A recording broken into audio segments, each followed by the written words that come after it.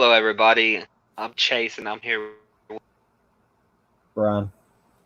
And today we have slightly rebranded to Hot Shot Podcast from Hot Shot Wrestling Podcast. Our primary focus will still be wrestling, but we're going to start branching out into more pop culture stuff as well as gaming and movies and stuff like that. But today we're going to go live with our WWE Backlash review. Let's see, up first we had, I believe it was the women's triple threat match. Yep. Rhea Ripley defeated Asuka and Charlotte Flair to retain the title. We gave it a 2.5. I mean, it was just average, Like, I was kind of in my phone most of the match because, I thought Charlotte was gonna win, so I'm kind of glad she didn't. I just thought they were setting up for Charlotte's gonna weasel her way to the title again. But Yeah, it kind of did look that way at first. I know everybody predicted Rhea, and I was like, ooh, I could still win here. Yeah.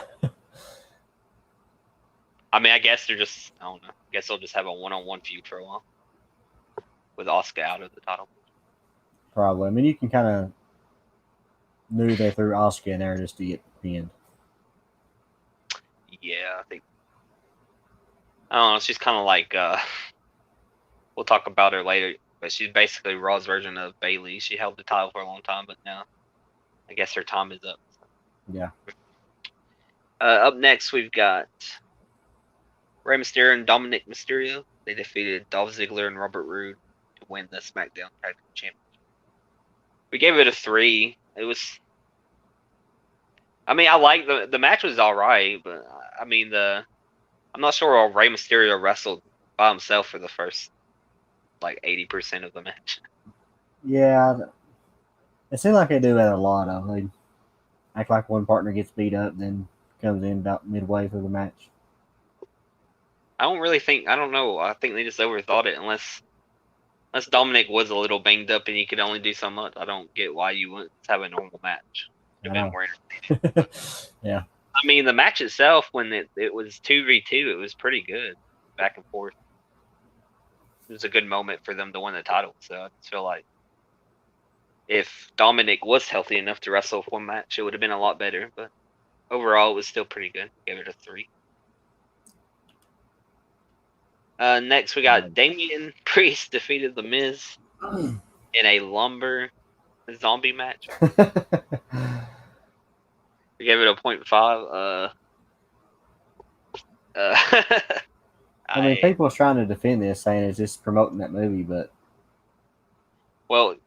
you could have just ran the commercial for the movie at some point. Even Batista himself bashed this match, and it was promoting his movie.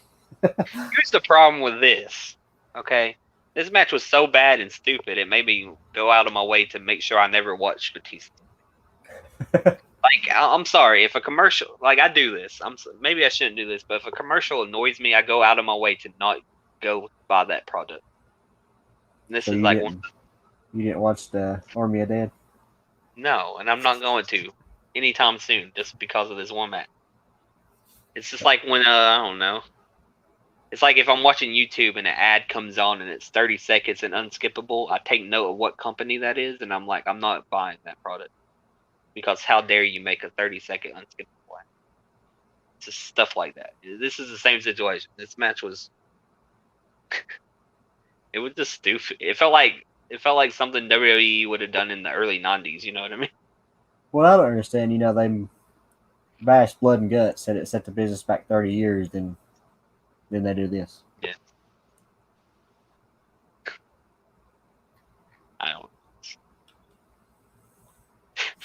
They were really egging it up though. John Morrison was doing parkour fighting zombies. He got eaten by the zombies. Oh Lord. I was trying to look at the zombies. I was like, who's out? I think I saw Tyler Breeze as a zombie. But other than that, Scotty Too Hottie was a zombie. Probably was. Who was that big? That's who I was trying to figure out. There was a big zombie. I was like, who is that guy? I couldn't figure out who it was. I'm not for sure. Anyways, that was bad. We gave it 0.5. Next, we have. What's up, Jamie?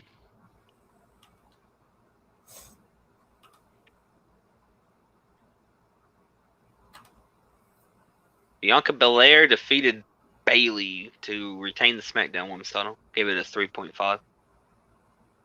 Um, kind of a slow start. Then it was one of those classic WWE matches that's kind of slow throughout the whole match, and then the last 2 minutes is really good, but then it ends suddenly. You know what I mean? Oh yeah. Like they don't know why they do that so much. They don't know how to pace matches. Sometimes it was like very slow and it dragged on, and then the last 2 or 3 minutes they were reversing and back and forth, and they were doing cool moves. Like Bayley did the Rainmaker, but with Bianca's hair, pulling her back by the hair instead of the arm. That's pretty cool. But yeah, I mean, it's just one of those things where it's like you could tell it was just a placeover feud to give Bianca a title defense. Oh yeah, pretty much. Yeah. I don't know why Dylan was convinced Bayley was going to win. I was like, it's not going to happen. But it was a good match. I gave it what, 3.5? Yeah, so pretty good match. I mean, as good as it can be with it being so predictable. And up next we have Bobby Lashley defeated Braun Strowman and Drew McIntyre in a triple threat match to retain the WWE Championship. It's too many championships in WWE. I'm struggling remembering which title is each match. It's like, what title does Bobby Lashley have? This match was actually pretty good, surprisingly. I thought it was going to be the worst match in the show, but it might be the best match in the show. Yeah. It was just fast paced from the beginning, and they were hard hitting, and they were just beating each other up, honestly. Well, we got a tie between this and the women's match. Yeah. Yeah. I would honestly give the edge to this one. Like, go ahead and say that. I mean, it's because I had such low expectations for it, and it was actually pretty entertaining all the way through. Never dragged on. It was the perfect amount of time, 14 minutes, 12 seconds. And Bobby, the right person won. I'm glad. I'm just, the only thing I'm concerned with is they're going to do Drew McIntyre and Bobby Lashley in Hell in a Cell. Probably. And I'm tired of seeing those two wrestle now. I mean, yes, this was good, but it felt like it should end here. But, yeah. This match, I would give it the match of the night. Would you agree with that? Oh yeah, pretty much, yeah. So surprising match of the night, but I'm glad Bobby Lashley won. Yeah. So up next we have Roman Reigns defeated Cesaro to retain the Universal Championship match. Good Lord, 27 minutes. I mean, a match can go 27 minutes and be interesting all the way through, but this was, for some reason, they treated Cesaro like Rey Mysterio, like he was some little midget guy, and he couldn't do anything against Roman Reigns. So I don't know what the point. The whole match was he got beat up. He would come back for a couple seconds, get chopped down, and get beat up for another 5 minutes, and then start to do something, then get beat up again. Like, I mean, the wrestling, like, it was clean, it was crisp, it was a good match in that terms, but the storytelling was what let this match down. I don't know why you're acting like Cesaro is some, like, underdog Rey Mysterio character. I mean, this guy is just as big as Roman Reigns and stronger than Roman Reigns, so I don't get why you're acting like he doesn't belong in the same ring as Roman Reigns. You know what I mean? Plus, it was like, Roman Reigns, every time he defends the title, he needs help from Jey Uso to do so. So they've had that consistency. But now, this is the one time he doesn't need Jey Uso. He just beats Cesaro clean. So it kind of makes Cesaro not look that strong. Even though they were trying to make Cesaro look strong, like, oh, look, he's battling out of the submission with his hurt arm. But he lost clean. He's the only guy that's ever lost clean to Roman Reigns in the title race. So it's things like that. WWE, they just counter, like, they contradict themselves. So now it's like, since Seth Rollins comes out after the match to beat Cesaro up, so we're continuing that feud out of the blue for some reason. I'm assuming that's going to be the SmackDown Hell in a Cell match. Do you think? Probably.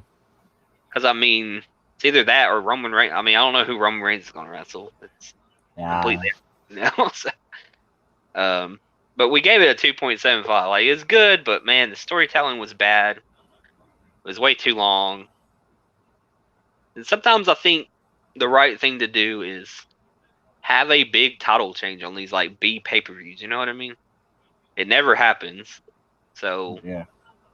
I mean, every now and then you need a change to happen at a Backlash so why not just let Cesaro win here? I thought they were setting it up because Jey Uso always helped Roman Reigns. He made no appearance in this match. So I was thinking Jey would come out and then Jimmy would counter, like take Jey out of the equation. Then, oh, Roman can't use Jey to win, therefore Cesaro will win. But I don't know. I guess we'll see what they're doing with it. I mean, I hope what they're doing is they want to give Cesaro the Hell in a Cell win over Seth, and then I believe the first pay-per-view back in front of a crowd is Money in the Bank, right? They've said that, right? Yeah, the Hell in a Cell was the last pay per view in the So I'm thinking when Thunder Cesaro Dome. might win. Yeah, Cesaro might win the Money in the Bank in front of a live crowd. So I guess that's what they're going toward. But it's also like I don't know how many more months of this Roman Reigns title feud is going to be interesting anymore. It's starting to feel like that. You remember the Triple H title run back in the day where he just beat everybody? Yeah. It's becoming the modern day of that, and I think that's it not either a good. could be Cesaro or one of the Usos win Money in the Bank. Yeah, one of the Usos could win it, or yeah. I mean, I think that's basically the only contenders right now. It could be a surprise, but see, I would go for one of the Usos honestly because I want Cesaro to win the title, but I want him to win it straight up in a normal match. You know what I mean? Yeah. I feel like everybody that wins their first title gets it because Money in the Bank. They don't really do the traditional way anymore, but we'll see. Yeah, overall we gave. Let's see what we gave the pay per view. 2.75. 2.75. I mean, for a B show, it was not boring, but the wrestling was good. It was clean, but the downside of these B shows are they're just so predictable, and I mean, it's turned out to be the case. Going into the show, nothing changed. Going out the show, it's still the same situation. I mean, so up next, there's Hell in a Cell. They switched Hell in a Cell and Money in the Bank around, like Yeah. we said. So we'll see if anything happens at Hell in a Cell next. But I would say match of the night, triple threat for sure. Yeah. I don't know about a superstar of the night, but everything was so samey. It definitely wasn't Damian Priest or The Miz. I'll tell you that much. No.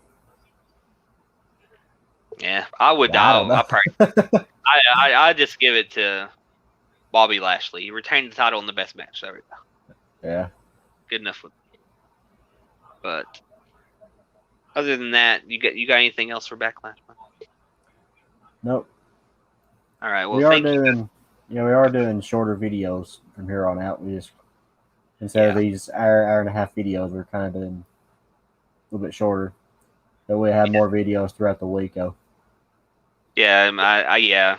I think that's a better idea because I know like time we get on about 9 or 10 p.m. and like hour to hour and a half streams, not everybody can watch the whole thing. Yeah. Yeah, I mean, obviously the length of the videos will determine how interesting the thing we're talking about is. And Backlash, I mean, it was just what it was. It was whatever, you know. But other than that, thank you for watching. Okay. We'll have we're going to do some recordings after this. We're going to have what are we doing, Brian? Well, we're going to do Under Siege, which that'll be out maybe tomorrow or Monday. Right. And we're going to do AEW predictions. Let's probably add that either Friday or Saturday next weekend. Okay. And we're going to do Innovate, Collision Course predictions with our indie rundown. And we're going to do one of our new podcasts, which will be the upcoming June movies. All right, that sounds good. And for like the pre-recorded videos, I believe the plan is to at least have one of us. If we'll try to mostly all get on and to answer questions if you ask questions during those videos. That way, it'll feel more like a live experience. And then Dylan and Brad are still with us. They just couldn't make it tonight. So these next few videos throughout the week will just be me and Brian, but they're still around. So if you're wondering what happened to them, they'll be in future videos at some point. Yeah. Otherwise, thank you for watching. Please like our Facebook page, subscribe to our YouTube, and all that good jazz. And yeah, comment. We like to interact with you guys. So other than that, thank you for watching, and we'll see you next time.